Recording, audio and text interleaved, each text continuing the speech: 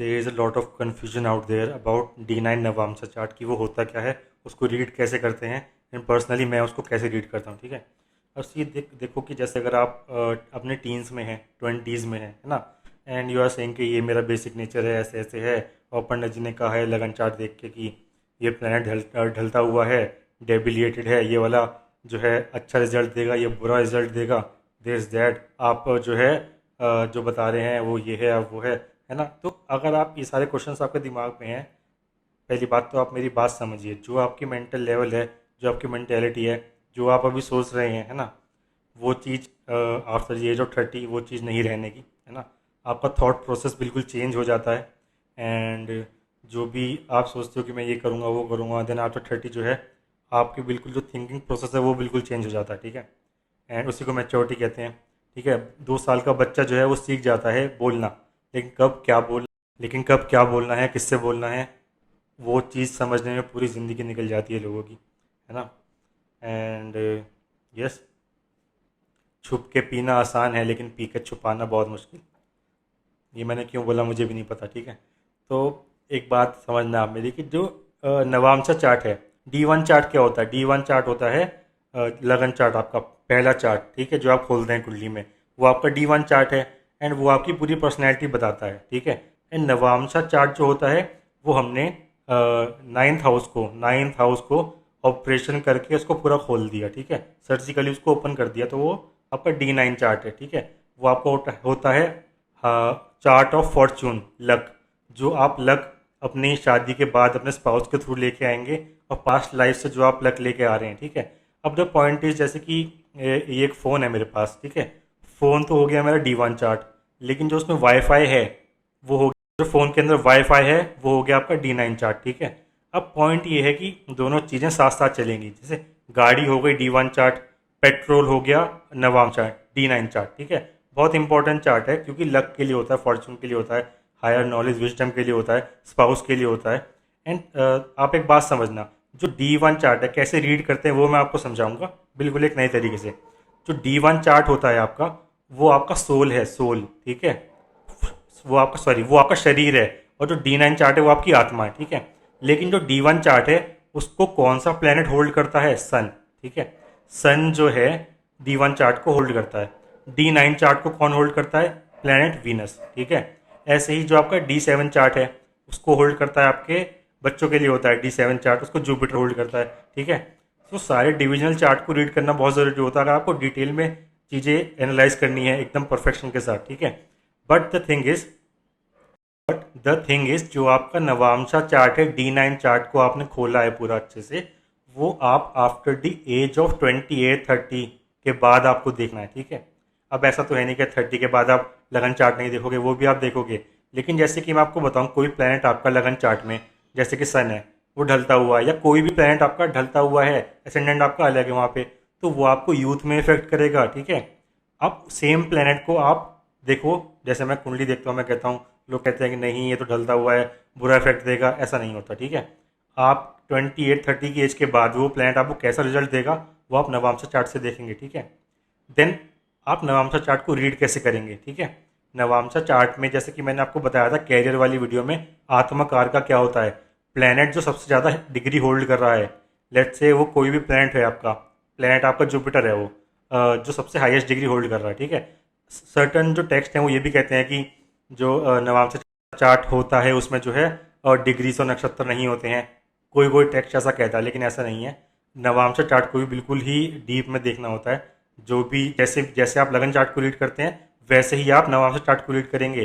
Conjunctions जो वहाँ पे हैं वही यहाँ पे आप रीड करेंगे, एक्सपेक्ट जो प्लैनेट्स के हैं वो आप वैसे ही रीड करेंगे। ठीक है, एक्सपेक्ट क्या क्या होते हैं मैंने बता रखा है प्लैनेट्स के, सैटर्न का जैसे है 1, 3, 7, 10, जुपिटर राहु केतु का 5 और 9 है, वीनस मरकरी 7, सन 7, तो जो एक्सपेक्ट्स हैं वो वैसे ही आप रीड करेंगे।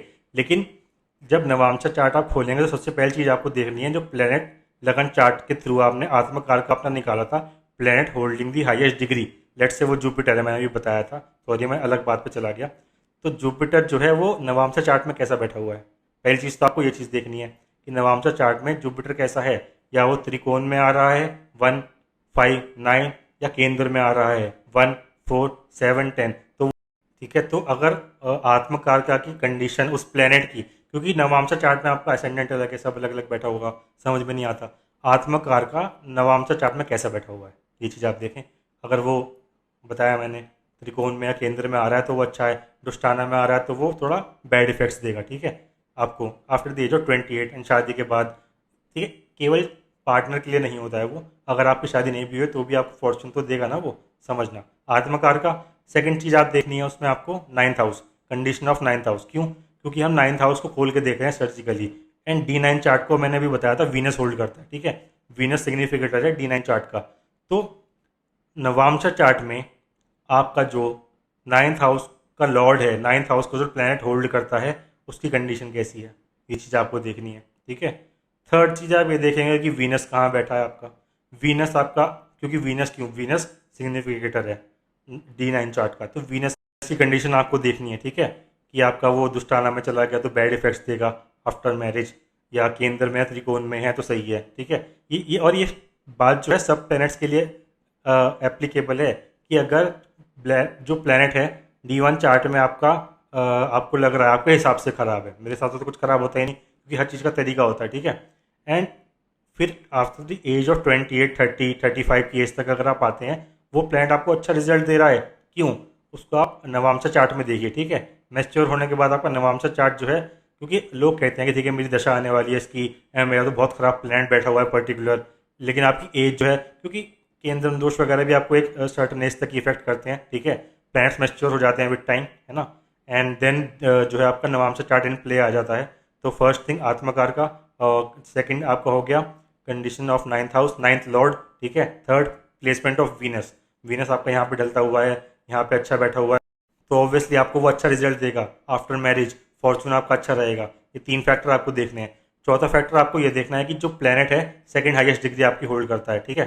फर्स्ट हाईएस्ट डिग्री जैसे मैंने बताया जुपिटर, सेकंड हाईएस्ट डिग्री कौन सा प्लैनेट होल्ड करता है, लेट्स से वो मरकरी है, ठीक है। सेकंड हाईएस्ट डिग्री होल्ड करता है आपके बर्थ चार्ट में। देन उसकी प्लेसमेंट आपके नवांशा चार्ट में कैसी है, ठीक है। ये चीज़ें आपको देखनी है। एंड ये चार चीज़ें अगर आपकी सही हैं, मतलब कि नॉर्मल जो है इन चारों की प्लेसमेंट अच्छी है, तो आफ्टर मैरिज लाइफ आपकी अच्छी रहेगी, नॉर्मल जैसी रहती है। केंद्र में त्रिकोण में आ रहा है ये सारे प्लैनेट्स चारों फैक्टर, तो नॉर्मल जैसे औरों की लाइफ होती है, ठीक है। कि हाँ अच्छे बच्चे हैं एंड शादी हो गई, ठीक है, आप बुढ़े हो जाएंगे बाद में, बैठे हैं आपके बच्चे हैं, मजे से रह रहे हो, जो नॉर्मल फैमिलीज होती हैं एक अच्छी, वो आपकी होगी। अगर ये बहुत अच्छे बैठे हुए हैं तो ठीक है, you can see film stars वगैरह हो गए, पॉलिटिशियंस हो गए। एंड अगर ये चार चीज़ें थोड़ी सी एक दो चीज़ें डाउन चली गई इन चारों में से, तो ठीक है कि थोड़ी बहुत इश्यूज आपको रहेंगे मैरिज लाइफ में after marriage, after the age of. Then ये चारों फैक्टर ही अगर ख़राब आ रहे हैं तो you can see criminal mafia, ऐसा भी हो सकता है। अब इन चारों फैक्टर के बाद, चारों फैक्टर देखने के बाद आपका जो काम है वो आता है कि आपको अब देखना है अदर प्लैनेट्स की प्लेसमेंट क्या है एंड वो आपको कैसा रिजल्ट देगी, ठीक है। ठीक है, जो प्लैनेट की प्लेसमेंट होती है वो थोड़ा थोड़ा अलग होती है, एंड मैंने अभी डिस्कस कर रखा है अपनी हाईलाइट्स में कि एक तो मैं आपको बताऊं कि केतु मैंने सेवन्थ हाउस के लिए कहा है कि अगर उसको जुपिटर जो है नहीं देख रहा होता और वो अकेला बैठा है तो शादी के लिए अच्छा नहीं रहता। लेकिन अगर D9 चार्ट में अगर वो है तो ऐसा नहीं है, इसका मतलब है कि आपको एक सोलमेट आपको मिलेगा, पास्ट लाइफ के कनेक्शन के थ्रू भी मिल सकता है एंड शादी अच्छी हो जाएगी, ठीक है। तो थोड़ा बहुत प्लैनेट्स का नेचर थोड़ा डिफरेंट रहता है, लेकिन ऐसा नहीं है। जो जो योगा, जो कंजंक्शन, जो प्लेसमेंट आप D1 में देखते हैं वो सेम आपको नवांशा चार्ट में भी देखने होते हैं, ठीक है। दोनों चीज़ें जो हैं, दोनों चीज़ें जो हैं, दोनों चार्ट जो हैं ये साथ साथ चलते हैं, दोनों ही बहुत इंपॉर्टेंट चार्ट हैं। एंड अदर डिविजनल चार्ट्स कैसे रीड करते हैं मैं वो भी आपको बता दूंगा। लेकिन एक और बात आप नोटिस करना, जैसे कि आपकी सन की 6 साल की महादशा आई है एंड सन जो है आपका जो है ढलता हुआ है, खराब रिजल्ट देगा आपके अकॉर्डिंग। बट आपकी जो एज है वो 28 के अराउंड है और वो सन आपका D9 चार्ट में अच्छा बैठा हुआ है, तो वो आपको अच्छा रिजल्ट देगा। सेकंड सिनेरियो बताता हूँ, जैसे आपका वीनस है वो ढलता हुआ है, दुष्टाना हाउस में बैठा है या ढलता हुआ है जैसे भी आप कहें, लेकिन वो नवांशा में अच्छा बैठा हुआ है, तो वो आपको अच्छा रिजल्ट देगा डिविजनल चार्ट्स की अगर मैं बात करूँ। ऐसे ही जैसे कहते हैं कि वीनस ढलता हुआ है, वीनस जो दुष्टाना घर में बैठा हुआ है एंड ये तो कभी एक्टिंग नहीं कर पाएगा एंड तो पैसों में बहुत दिक्कत आएगी, लेकिन सेम पर्सन एक्टर भी मैंने देखा है कैसे, दशांशा चार्ट D10 चार्ट जो होता है उसमें अच्छा बैठा हुआ है वीनस, ठीक है। तो थोड़ा स्ट्रगल आएगा लेकिन वो निकल जाएगा पर्सन। अब इसके बाद एक और सिनेरियो बताता हूँ, जैसे कि वीनस आपका जो है प्लेसमेंट जो है अच्छी नहीं है D1 चार्ट, लगन चार्ट में। देन नवामशा चार्ट में भी प्लेसमेंट अच्छी नहीं है, ठीक है, तो वो दोनों मिलके भी पॉजिटिव बन जाता है, ये भी मैं आपको बताऊं, क्योंकि वहाँ पे भी खराब है, वहाँ पे भी खराब है, and the person knows how to cope with the things, and वो बैड इफेक्ट नहीं देगा, ठीक है। बट अगर इसमें खराब है वीनस लगन चार्ट में, एंड नवामशा चार्ट में भी ढलता हुआ है, एंड उसको कोई नेगेटिव प्लैनेट देख रहा है, Rahu Ketu Saturn Mars, Mars इतना जो है नेगेटिव प्लैनेट नहीं है, लेकिन फिर भी थोड़ा मेलिफिक में आता है, ठीक है, तो वो बैड इफेक्ट देगा। दोनों में ख़राब है तो वो पॉजिटिव भी हो जाता है, ठीक है।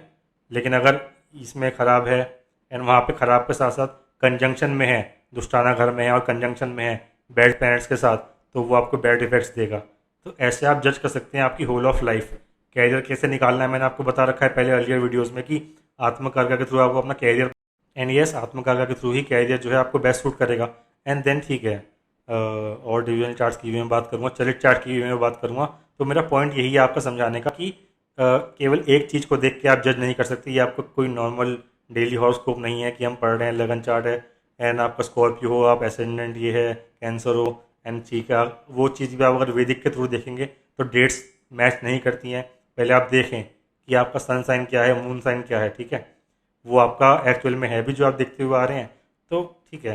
एंड जिस जिस लोगों का मैंने जो है रिप्लाई नहीं करा है, सॉरी, व्हाट्सएप और इंस्टाग्राम मैंने चेक नहीं करा है, एंड मैं चेक करूँगा। सेशंस वगैरह के लिए भी मैं अब रिस्पॉन्ड नहीं कर पा रहा हूँ, सॉरी, थोड़ा और अदर काम में मैं बिजी था। मेरा मेन फोकस यही है कि मैं आप लोगों को समझा पाऊँ एंड आप खुद जो है चार्ट रीड कर सकें अपने एंड जज कर सकें, ठीक है, कि आपकी होल ऑफ लाइफ कैसी रहेगी, and then you go to astrologer, क्योंकि it's not possible for me to reply to all. So sorry, एक चीज़ बताना मैं भूल गया था, लास्ट सिनेरियो, अगर किसी की महादशा शुरू हुई, ठीक है, लेट्स से मून की महादशा शुरू हुई एंड मून जो है आपने देखा कि महादशा कैसे देखते हैं, ठीक है, महादशा के इफ़ेक्ट कैसे होंगे। आपने देखा कि लगन चार्ट में मून की प्लेसमेंट सही नहीं है, नवांशा में जो है मून की प्लेसमेंट सही नहीं है, लेकिन जब महादशा एक्चुअली जज करते हैं वो हम चलित चार्ट से जज करते हैं, के पी चलित चार्ट। अब चलित चार्ट में मून की प्लेसमेंट देखो आप, दुष्टाना में जा रही है चलित में, है ना। लेकिन अगर आपने देखा कि आपका लगन चार्ट में नवांशा में, लगन चार्ट बेसिकली, लगन चार्ट में जो मून की प्लेसमेंट है वो आपकी 6th हाउस में चली गई, है ना, तो आप सोचोगे वो बैड इफेक्ट देगी, दुष्टाना हाउस में चला गया 6, 8 और 12 में। ऐसा नहीं है, चलिए चार्ट में क्या होता है वो 7th में हो तो उस तरीके से आपको रिजल्ट देगी, अच्छा देगी, ठीक है। तो केवल लगन चार्ट ही सब कुछ नहीं होता है, सब कुछ मिला के चलना पड़ता है।